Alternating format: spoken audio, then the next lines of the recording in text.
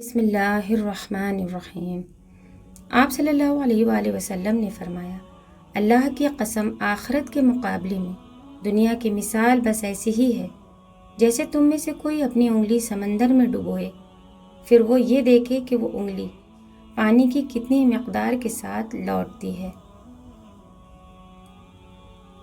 حضرت ابو ہریرہ رضی اللہ عنہ نے بیان کیا کہ نبی کریم صلی اللہ علیہ وسلم فرمایا کرتے تھے کہ اے مسلمان عورتوں، تم میں سے کوئی عورت اپنی کسی پڑوسن کے لیے کسی بھی چیز کو ہدیہ میں دینے کے لیے حقیر نہ سمجھے، خواہ بکری کا پایا یا کھر ہی کیوں نہ ہو۔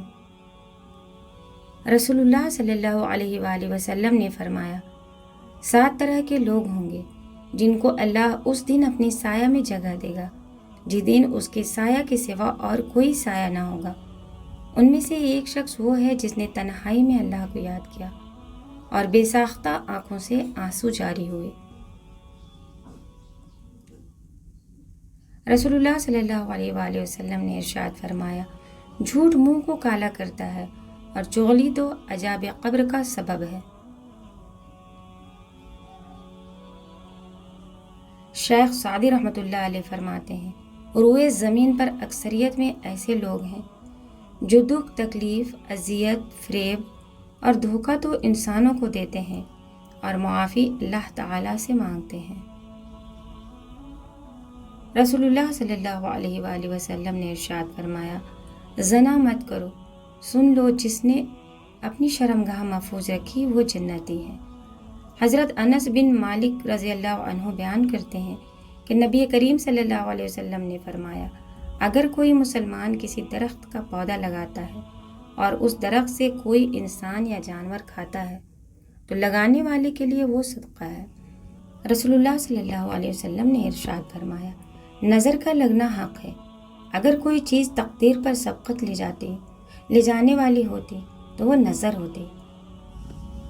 میری امت میں اللہ کی کتاب یعنی لوح محفوظ، اس کے فیصلے اور تقدیر کے بعد سب سے زیادہ تعداد نظر بد کے اثرات سے مرنے والوں کی ہوگی۔ نظر بد ایک اچھے بھلے انسان کو قبر میں اور اونٹ کو ہنڈیا میں داخل کر دیتی ہے۔ رسول اللہ صلی اللہ علیہ وسلم نے ارشاد فرمایا، کھڑے ہو کر نماز پڑھا کرو، اگر اس کی بھی طاقت نہ ہو تو بیٹھ کر، اور اگر اس کی بھی نہ ہو تو پہلو کے بل لیٹ کر پڑھ لو۔ حضرت ابو بکر صدیق رضی اللہ تعالی عنہ فرماتے ہیں، اللہ سے معافی بھی مانگو اور عافیت بھی، کیونکہ کسی آدمی کو ایمان و یقین کے بعد عافیت سے بہتر کوئی نعمت نہیں دی گئی، یعنی سب سے بڑی نعمت تو ایمان و یقین ہے اور اس کے بعد عافیت ہے۔ امام غزالی رحمۃ اللہ علیہ فرماتے ہیں، اگر تمہیں ایسا دوست مل جائے کہ جس کی صورت و سیرت تمہیں اللہ کی یاد دلائے تو اس کی صحبت کو نعمت سمجھو، عقل مند کے لیے ایسی صحبت سونے کی چڑیا کی مانند ہے۔ بہترین ہم سفر کی سب سے بڑی خاصیت یہ ہے کہ وہ آپ سے اختلاف اور ناراضگی کے باوجود بھی آپ کا خیال رکھنا و فکر کرنا نہیں چھوڑتا۔ زندگی میں اللہ سے اس کی رضا کے ساتھ ساتھ سکون والی زندگی کی دعا بھی مانگا کریں۔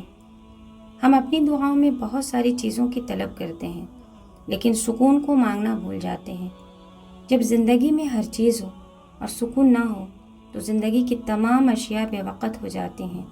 اللہ پاک ہم سب پر اپنی رحمت کے ذریعے سکون والی زندگی کی نعمت عطا کر دے، آمین ثم